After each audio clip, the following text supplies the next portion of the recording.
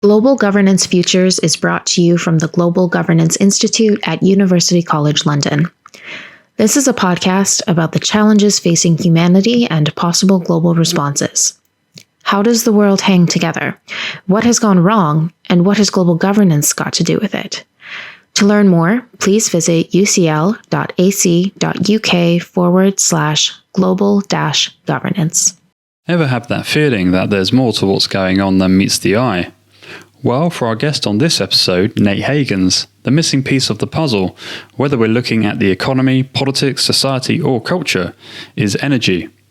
To put it bluntly, Nate argues that our society is energy blind, and that this blind spot now poses a clear and present danger to our collective futures. He presents a compelling picture of the unprecedented economic contraction now barreling towards us as the industrial age of abundant cheap energy comes to an end.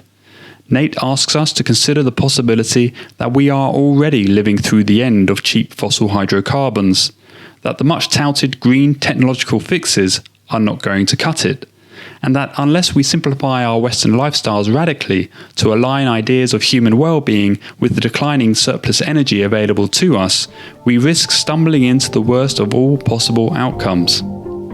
Anyone paying attention to this has to understand there is a non-negligible chance of a Seneca Cliff type collapse. I just don't think it's the most likely scenario in the next 20 years. I prefer to say what's coming is a great simplification, which is kind of a rolling depression economically, but it doesn't have to be a depression for individuals and communities. This is Imperfect Utopias or Bust Global Governance Futures. Nate Hagens is the director of the Institute for the Study of Energy and Our Future, an organisation focused on educating and preparing society for the coming energy transition. He also hosts the Great Simplification, a podcast exploring the system science underpinning the human predicament. We spoke with him in May 2022. My question to you, as someone who is in the sort of energy blind space, peak oil space, resilience space, it's been quite a roller coaster for me getting to grips with this material, and finding people out there who can, in a sense, mentor me into this domain. People like Richard Heinberg. I read William R. Catton's Overshoot last year, I think, and yourself, all your fantastic videos and books and resources. And as you say, the culture it's reality blind or energy blind, but once you see it, you can't really unsee it. And what I really appreciate about your videos is that you make it super concrete. So as you said in your recent Earth Day reading, we assign the same economic value to a cappuccino as we do to a gallon of gasoline, when in fact a gallon of gasoline produces the same caloric output as a man working for 2 months. So I was curious to ask Nate, perhaps kick us off. What was your journey? Tell us a bit about how you woke up to our energy reality. Yeah. Great to be here, Tom, and Tom and Sam. I worked on Wall Street. When I graduated business school, I wanted to make a lot of money so that I could afford a better car and a better apartment and impress the women in Chicago and New York City. And I started being a stockbroker for billionaires. I was a high net worth stockbroker, and one of my clients was trading oil futures. And he had me, I was trying to do due diligence. So I started to read about oil. And the more I read, the more concerned I got, not about the near term, but that oil is the lifeblood of modern civilization, and that it would peak and start to have less every year during my lifetime. And that led me to reading books about ecology and energy's role in nature, and how energy has always underpinned human societies. And I started to learn about climate change and about externalities, things that are happening that aren't priced into the products that we buy every day. And I got so obsessed that I was reading books about ecology, neuroscience, systems, energy. And I started to do less well at my job, which was managing money and pitching ideas to these families. And so I gave my clients their money back, and I got a backpack full of books and my golden retriever. And we went out west and backpacked and read and thought for 7 months. And then I decided, since I was going to be doing reading on the human predicament full time, I might as well go back and get a Ph.D. So I did that. And pretty much for the last 20 years, Tom, I've been amassing understanding, but also relationships with top scientists in the fields of energy depletion, climate change, biodiversity, economics, debt, and how the story fits together. And I think we live in a society that rewards reductionist expertise, that you become an expert on one thing, and then that carves out your niche, and that's how you get rewarded. When our world is now so complex, and we have to have more generalists that understand that we live as part of a system and that the pieces fit together. And there is an overarching story of how everything fits together. And we're all part of that story. And I think we have to start changing our understanding, our behaviors, and our cultural conversations around it. So for the last 20 years, that's what I've been doing. Yeah, I mean, I think one of the key blind spots for me, at least, was not having a really clear understanding of like the very basics, like the biophysical basics, like the laws of thermodynamics, for example. We're not taught that at school, which when you begin to sort of understand the implications of those three laws for basically everything, it's kind of a shock to realize that we have these enormous blind spots. And indeed, you know, it wouldn't be difficult to reconfigure education to address those blind spots, but it seems as if there's very little appetite to do so. I mean, was it a real shock for you to sort of really come up against this reality, which is almost like a shadow reality to the one or the world that most people live in? Well, what you said earlier, that once you see these things, you can't unsee them. The last 8 years, I've taught a class at the University of Minnesota called Reality 101, a survey of the human predicament.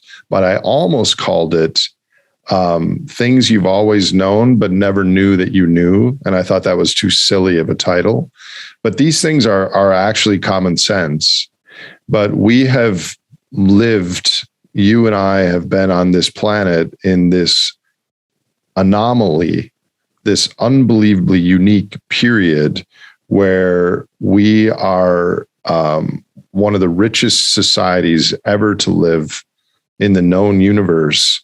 But we ascribe our riches and our productivity and our wealth pretty much solely to human cleverness and technology.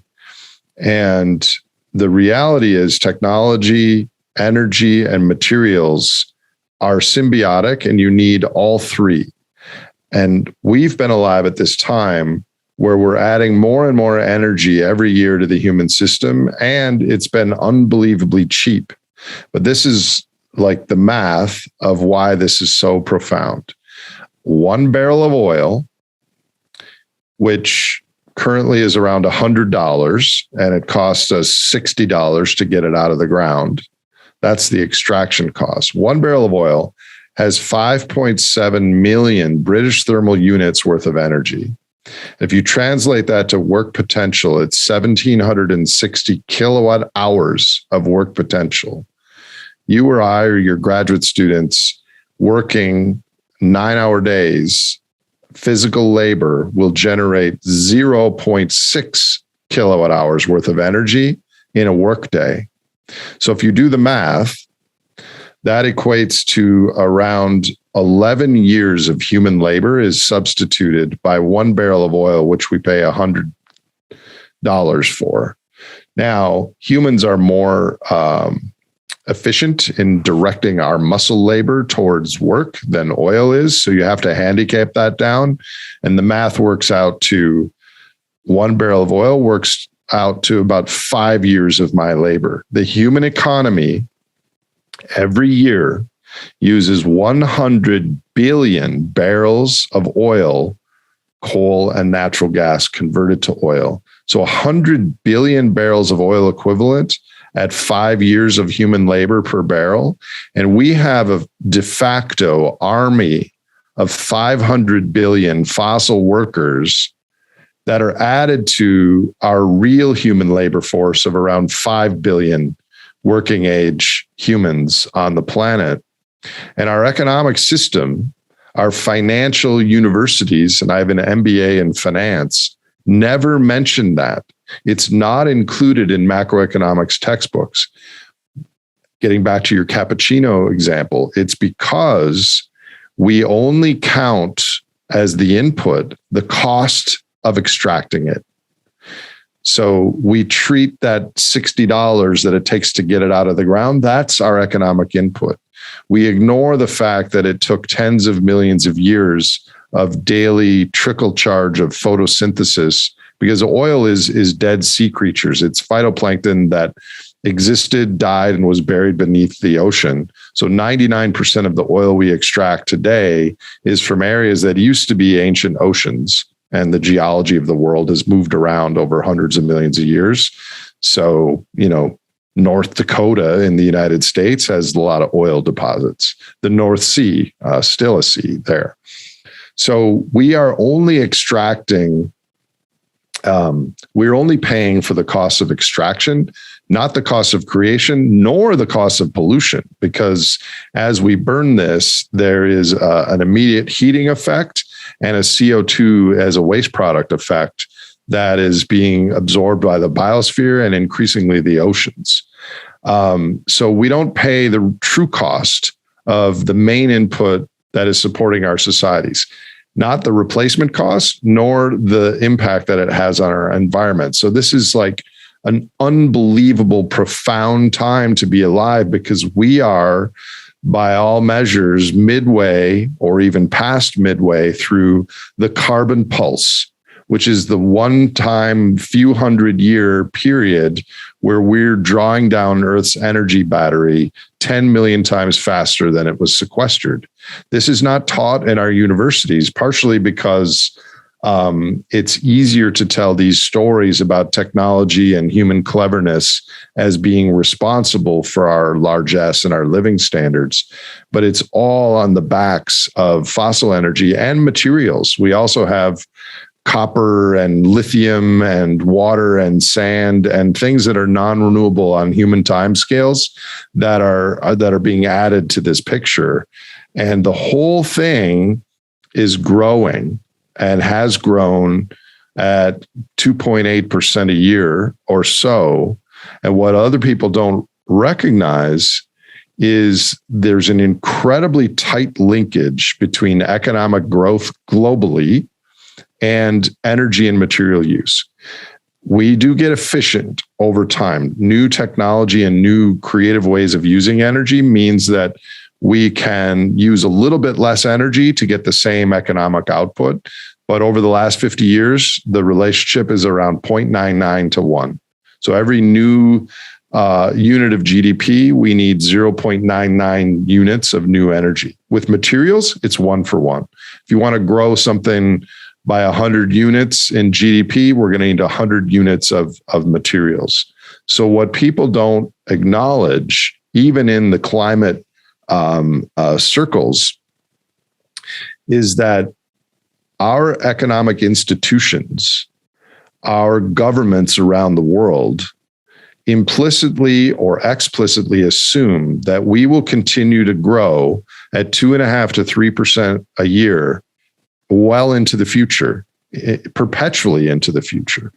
And if so Nate, I just wanted to add, I mean, this is pretty controversial, right? In the mainstream, you've got the physicist, is it Tim Garrett, I believe, who basically has argued that the data's in, and it shows that improving energy efficiency actually accelerates CO2 emissions growth. And Tim Garrett argues that the only way to stabilize emissions is to collapse the global economy, which I suppose explains why the claim is controversial.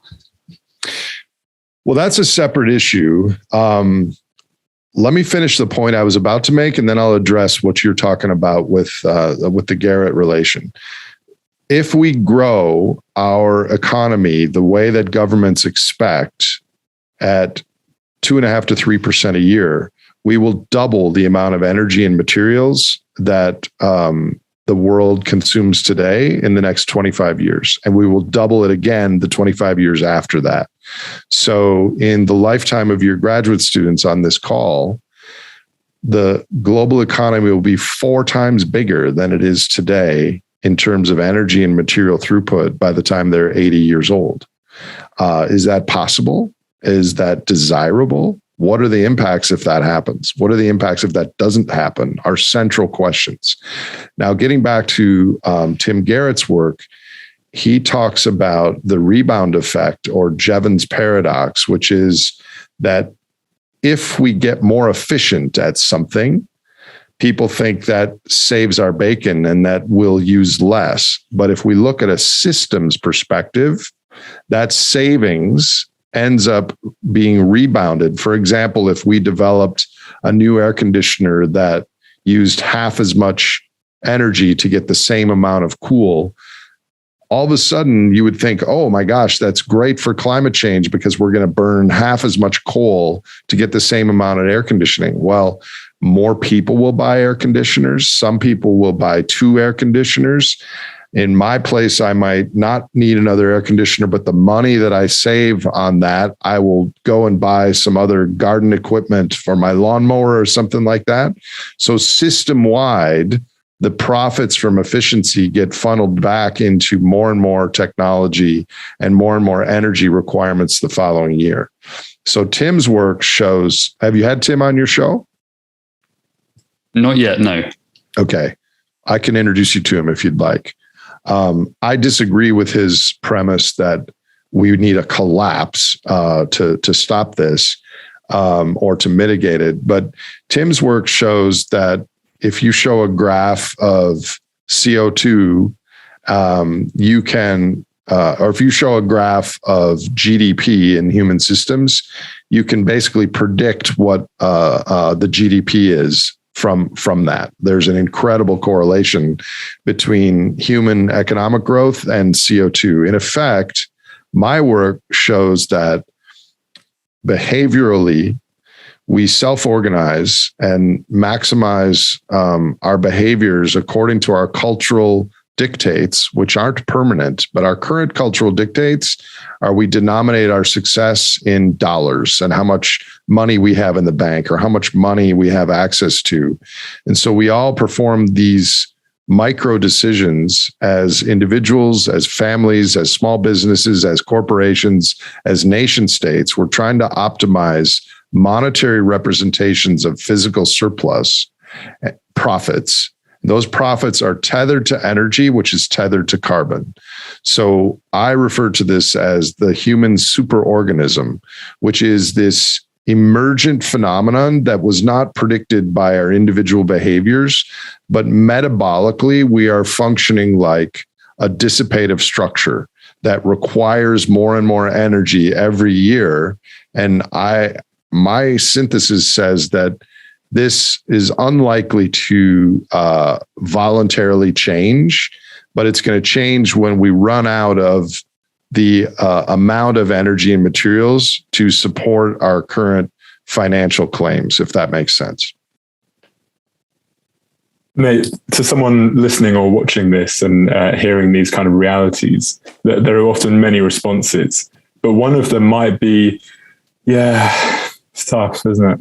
You know, that kind of inability to feel like there's any agency involved in it, or like, that's just the way it is, Nate. You know, I'm sorry about that.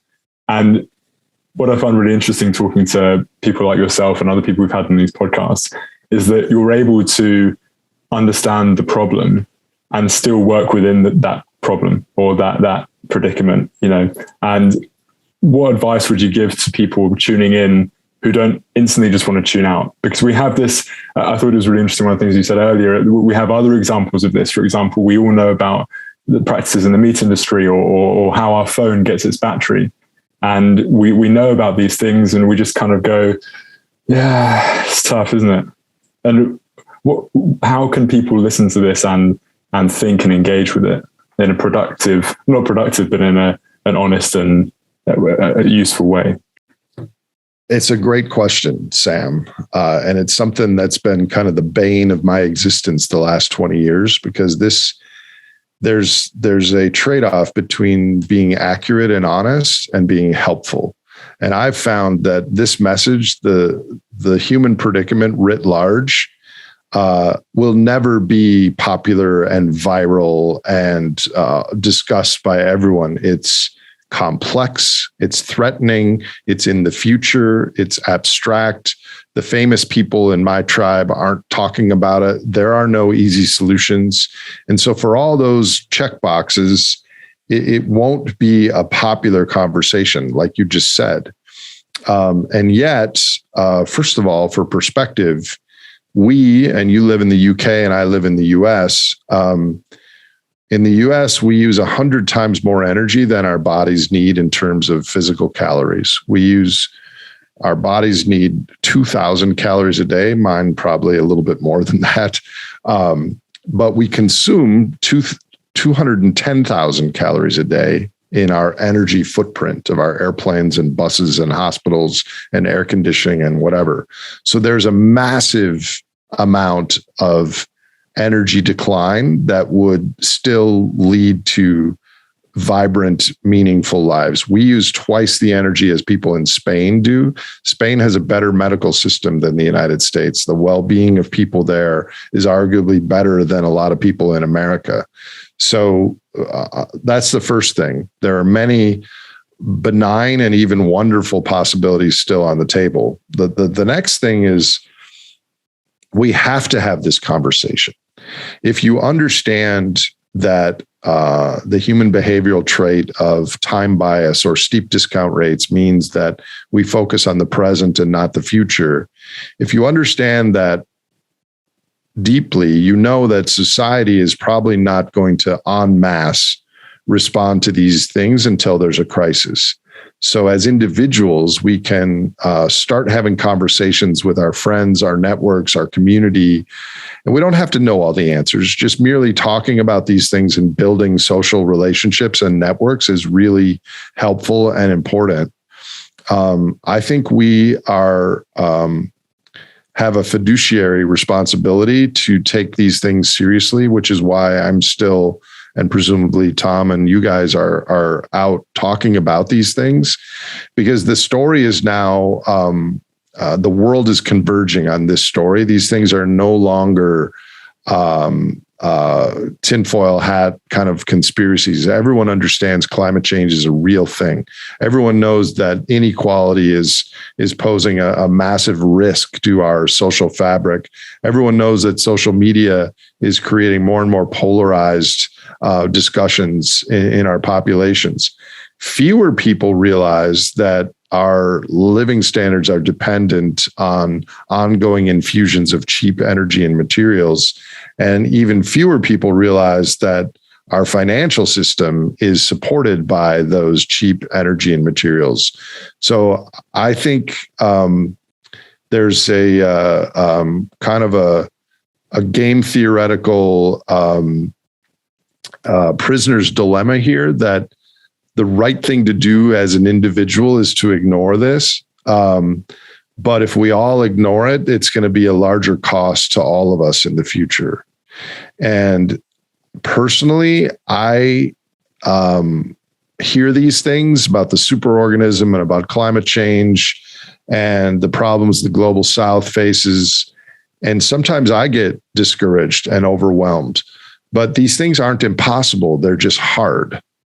And for me, the clarity that I get from putting together the whole picture actually makes it more bearable than not knowing. And in my class, Sam, a lot of students sign up for my class because they're worried about climate change and they didn't know about energy and these other things. And they write me notes at the end of the semester. It's like, oh my God, I learned more scary things about the future than I ever imagined I would. But oddly, I feel enthused and motivated because I understand what's coming. And it informs my decisions of my behaviors and my aspirations and even my friends, like who I choose to hang around with. So I may be naive, but I think the more we know about our situation, the more agency it gives us in our own lives. But we have to make hard decisions because the cultural marketing Madison Avenue is always there. It's the sermon of consumption. This is you suck. If you buy this product, you'll be happier and better. And we have to have psychological strength to resist those things. And one way to have that psychological strength is to have a network of people that understand and think like you do.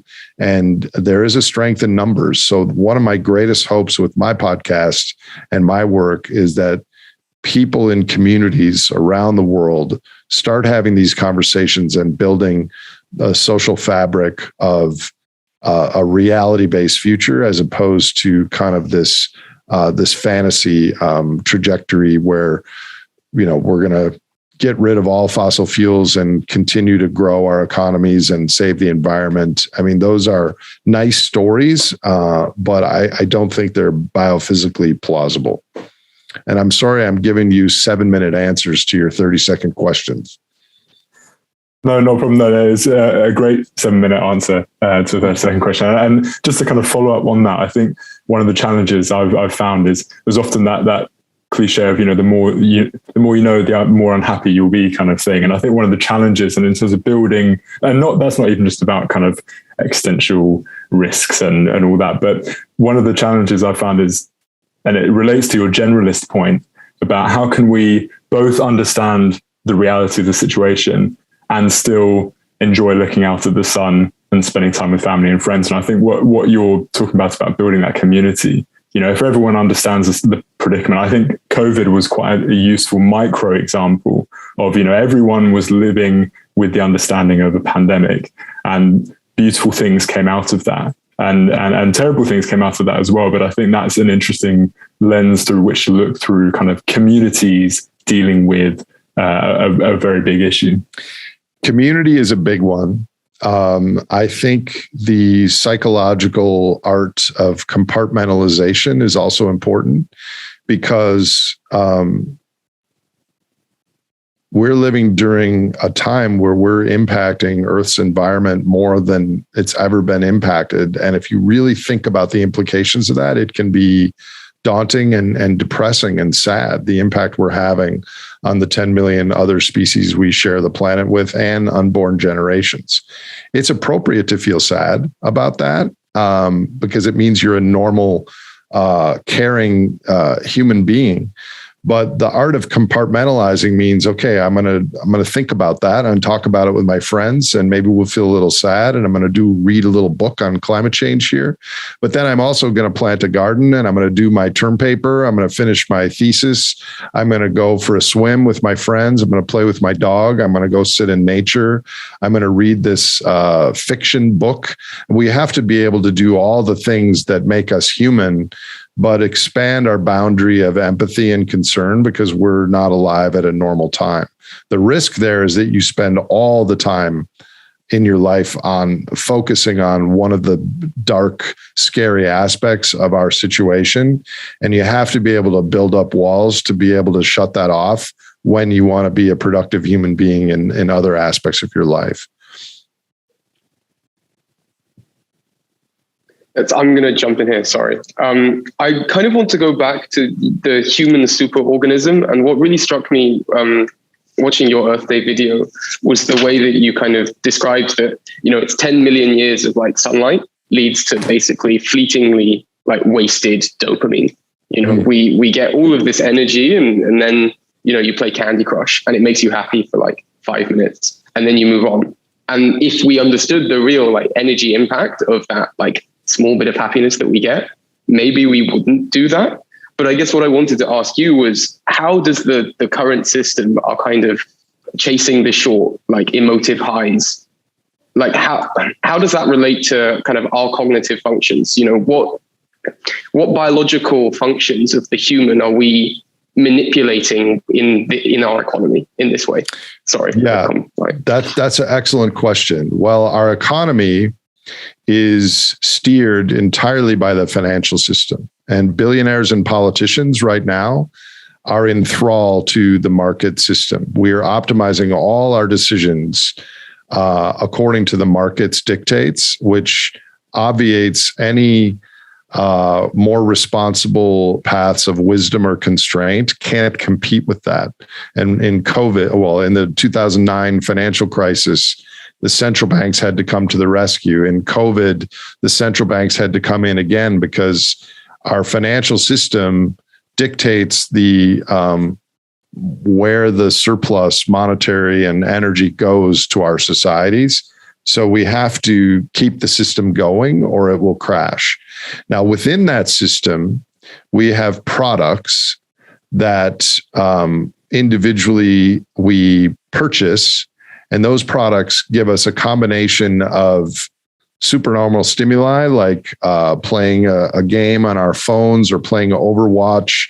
When a young person is playing a video game like Fortnite or Overwatch, they might their brains might be thinking that they're on the savannah bagging an antelope and bringing it to their tribe and receiving status and accolades and respect and maybe higher mating opportunities, but they're actually sitting on a couch in their mom's basement, accessing a cold fire server to play those games. So there's a big part of our economic system that gives us the same neurotransmitters of our successful ancestors while doing something in our current environment that's incredibly novel and maybe not that productive via the future. And the problem there isn't just the ephemeral microliters of dopamine that's wasted. The problem is that, especially with young people, we get more and more limbically hijacked by short-term stimulation, that we're checking our phones and we're doing all these things. And so our attention spans get shorter and shorter as our dopamine neurochemistry gets more hijacked. And the problem with that is, for the things that the future is going to need, planting a garden and sitting in a community discussion, patiently listening to others, our attention spans are shrinking. Another core aspect of why we do these things is our cultural scorecard is money and conspicuous consumption and flexing. Look at the car I have. Look at the brand name shoes. Look at this fancy watch I have. Those are signals. In the same way in biology and nature, we're sending signals that we are a attractive mate to the other species, and both sexes do this. So our culture actually promotes conspicuous consumption. And I think that could change. I mean, I think status is a core driver of us biologically, but status doesn't have to be measured by how much stuff we own or have access to. There's lots of examples in history where someone's status was based on their intelligence or kindness or storytelling ability, or the Potlatch Indians in Washington State in America would throw lavish parties and give away things to other tribes, and how generous they were was a sign of their status. But in our culture, at least so far, and I think it's changing, especially with young people, is a bigger bank account and access to power has been the cultural carrot. I mean, could you imagine the behavioral change in our culture if all of a sudden women preferred men who were great gardeners? And that was the status thing. The Rodal How to Grow Bigger Tomatoes books would be sold out at the bookstore by the end of the week. So we can shift our cultural signals of what is approved and sought after. But right now, most of that is gadgets and displays that are incommensurate with a less material intensive future. So do you think, therefore, it's about changing the inputs for the system that we have rather than changing the system as it is? So if we recalibrated our market civilization to value futurity and compassion and empathy in a way that potentially it doesn't now, is that a solution that we can pursue? Is it one that we should pursue? Or do you see a different solution to that predicament?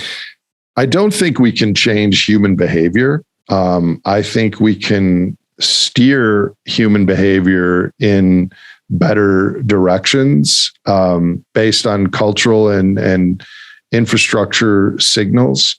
So I think it's unlikely that humans will choose to consume less, but we have dramatically underpaid for the main resource that powers our economies for over a century.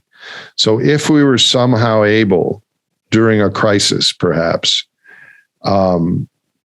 remove all taxes on humans, 95% of the taxes right now are on humans and human corporations. And we remove all those taxes. You don't pay taxes, but you put a tax on all things that are non-renewable, not only fossil hydrocarbons, but copper and water and sand and things that are non-renewable on human timescales. What that would do is it would give more accurate price signals to people.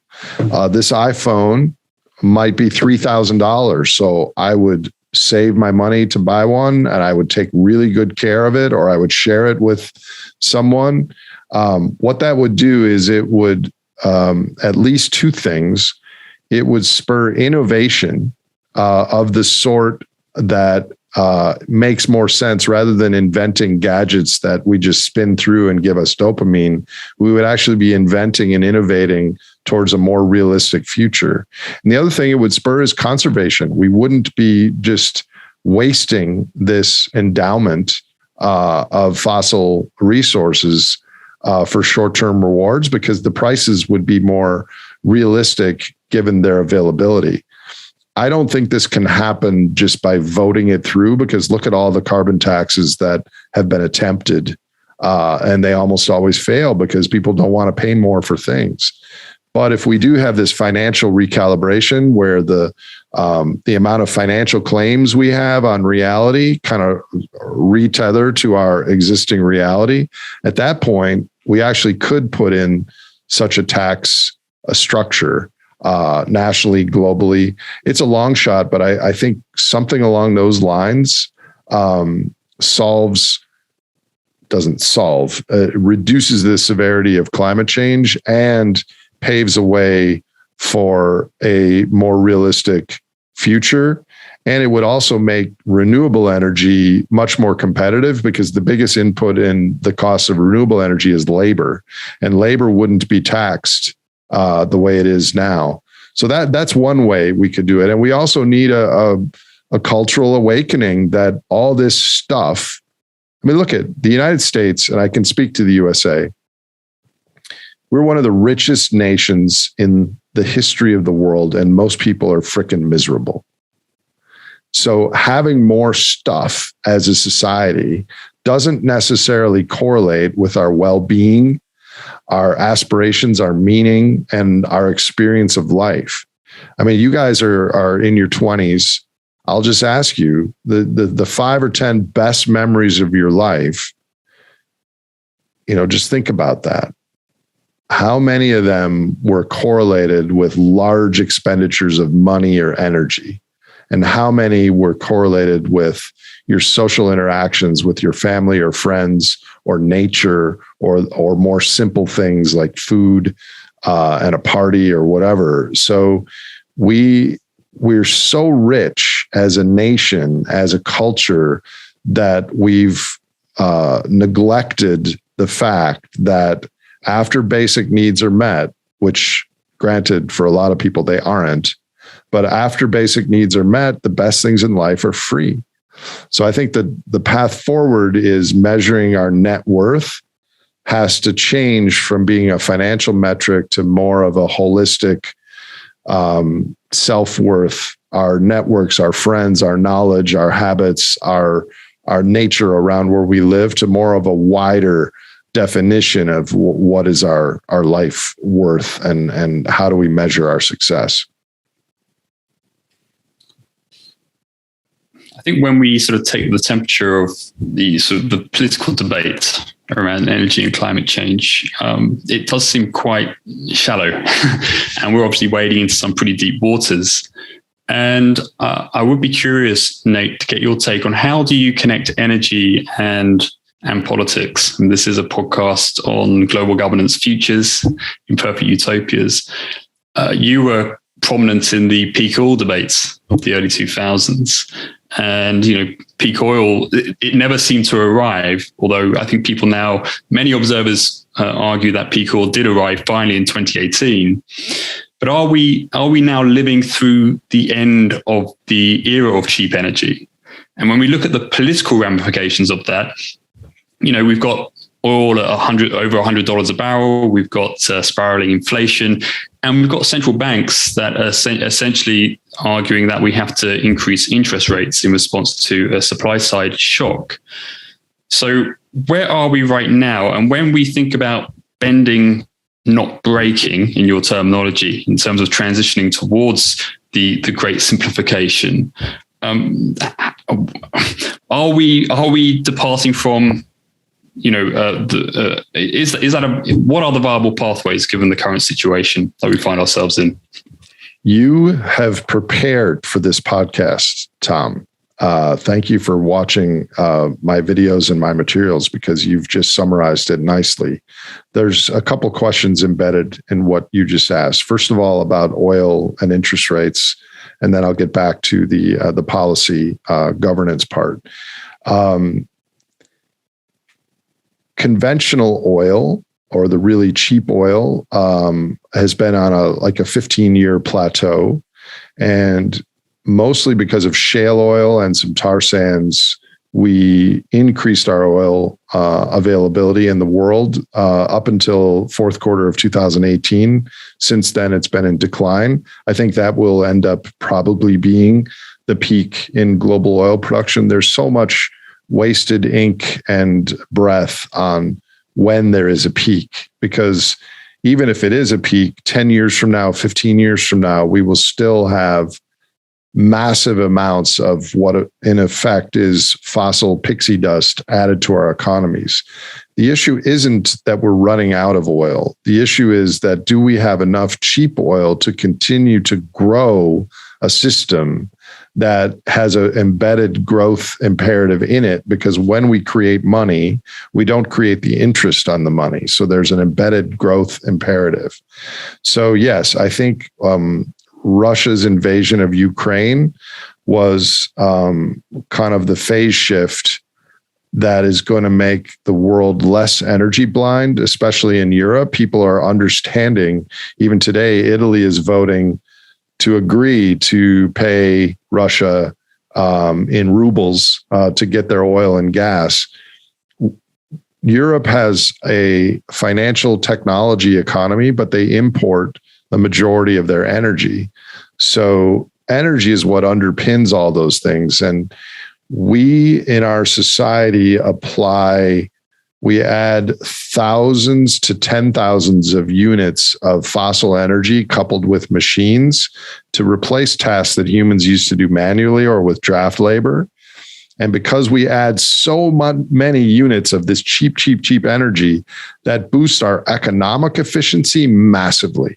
But since there's so many units added, that when energy prices go up, like a doubling or a tripling, it has a huge impact on the cost of the goods produced and the profitability of those industries. So some industries that are incredibly energy intensive, like aluminum smelting or concrete or air travel, are really going to be struggling as we get into this era of higher cost energy. So I think that era is upon us. And of course, it's a supply-demand dynamic, because we could have much less oil, which means that prices should go up. But if people's ability to afford the oil goes down faster than oil production, then actually the price goes down. But I think the combination of less ability to afford and less affordable oil means that economically, we will face tougher times than we're used to the last 20 years. And that's what I call the Great Simplification. Now, politically, you're right. This is don't touch with a 10-foot pole sort of conversation, because politicians in your country and in mine are focused on the short term. What are things right now that we need to do to help the people and get votes?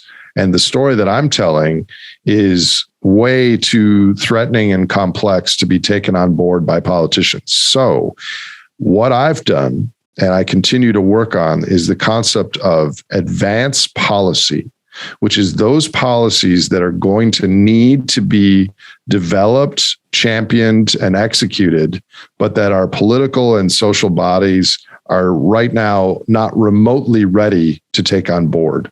And what that means is, behind the scenes, you educate current and future leaders about ecology, energy, systems, money, growth, climate, and the leverage points, so that you can anticipate things that might happen in the coming decade, so that when those events arrive, you've got people that A, understand it, B, they have a little quiver of arrows in their toolkit. This is something we talked about back in 2023 that we could do to mitigate this situation, because this story is politically untouchable. And yet, if you talk to a politician over a pint at the pub, it's hard for them to disagree with many of the things I've been saying on this call. So I think, in the governance standpoint, we're going to, and under the advanced policy umbrella, we're going to need new systems of governance nationally and globally. I don't know what that looks like, but it's going to be different than what we have now. And frankly, energy underpins all this stuff, but it's going to manifest in our real day-to-day lives as a political crisis, because people on the left or the right have no plan for the things I'm discussing here. That's a hard truth, but that's why your work is so important, is to look at the universe of possible governance responses to this, and breathe life and constituency and awareness into those possibilities.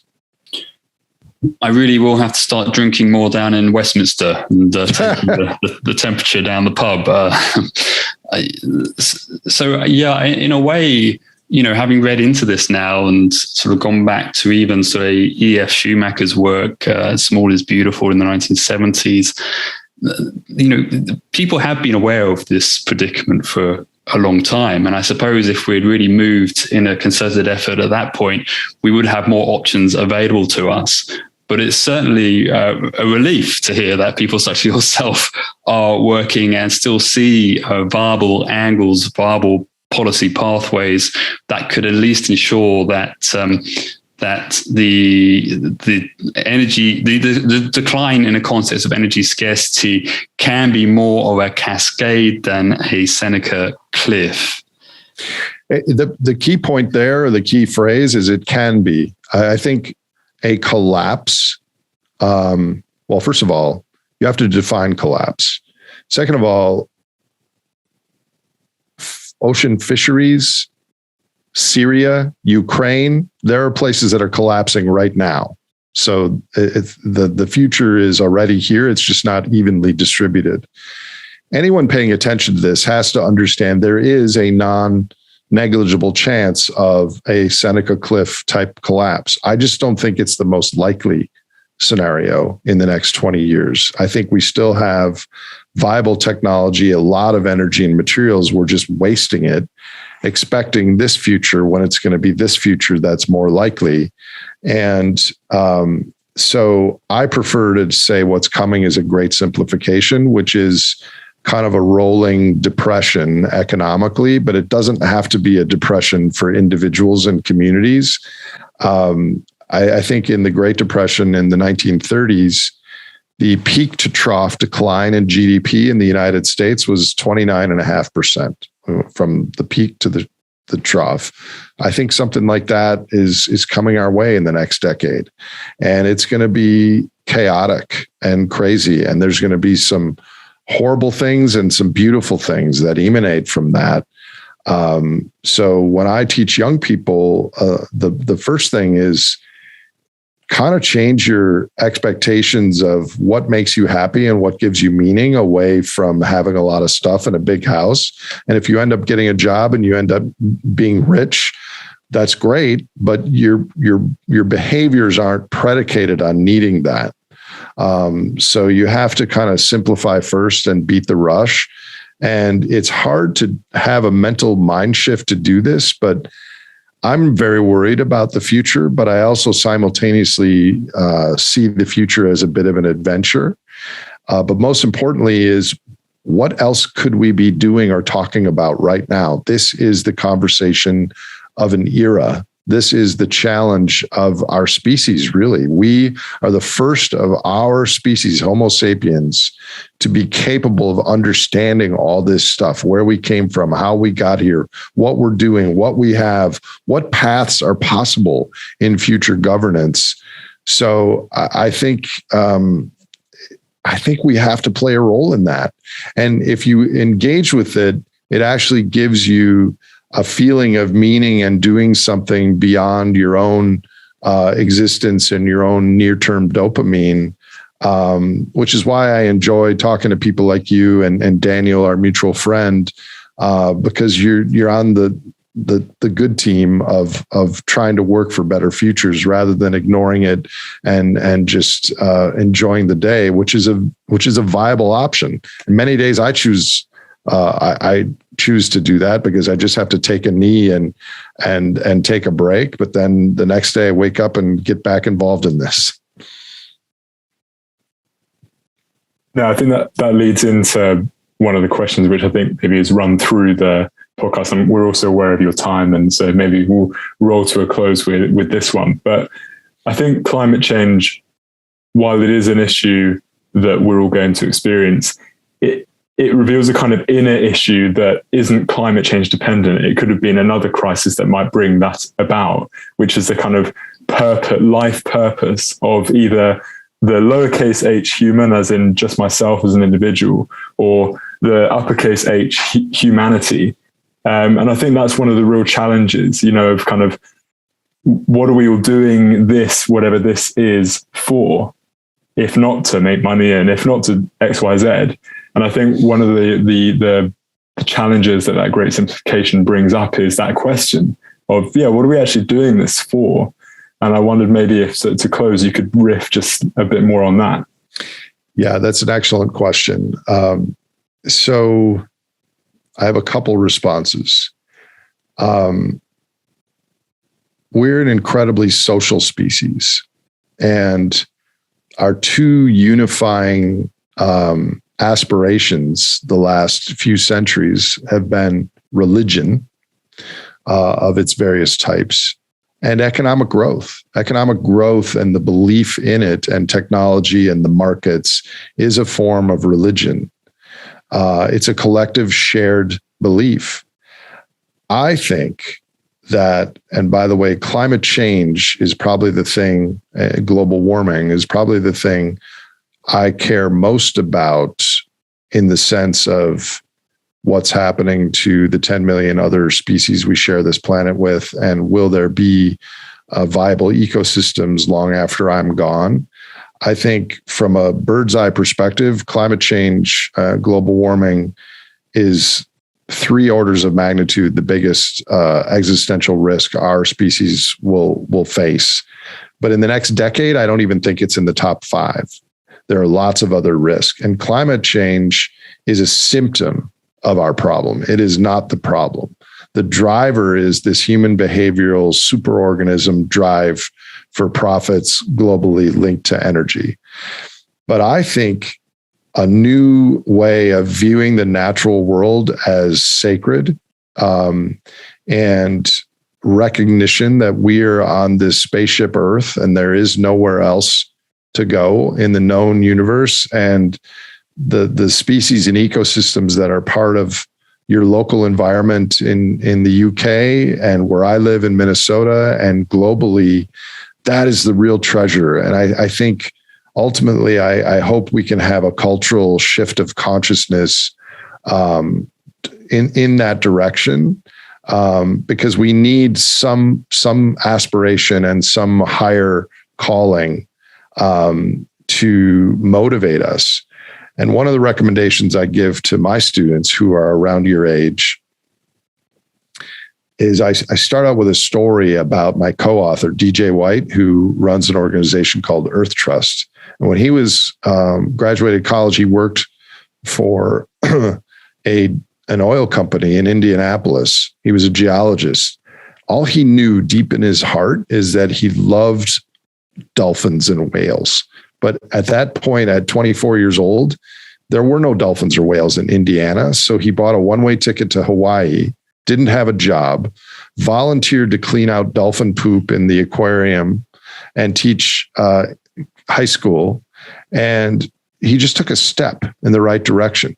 15 years later, he was the single most effective environmental activist of our time. He stopped the drift nets in the ocean. He did the dolphin-safe tuna and all other kinds of cetacean activism, only because he took a step in the direction of something that felt true and important to him. And I think we, like you said earlier about the lack of perceived agency, this problem is so massive, it's bigger than all of us. And so I think we have to just take a step in a direction of something that's meaningful and important to us.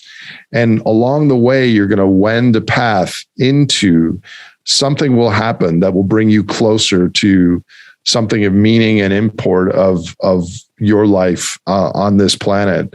And I certainly am more of an expert on the problems and constraints that we face rather than what the answers are. So I'm wending that path as well. I have no savings monetarily to speak of, but I get paid in things other than dollars, right? I get paid in conversations like this where I'm having a communion of sorts with other Homo sapiens on this planet that care about the same things. And that gives me a personal reward that's not measured in dollars per se. So I do think ultimately we're going to need to have a cultural objective other than GDP, which is effectively just a measure of how much stuff we burn every quarter, every year, more tethered to the well-being of our citizens and the well-being of nature.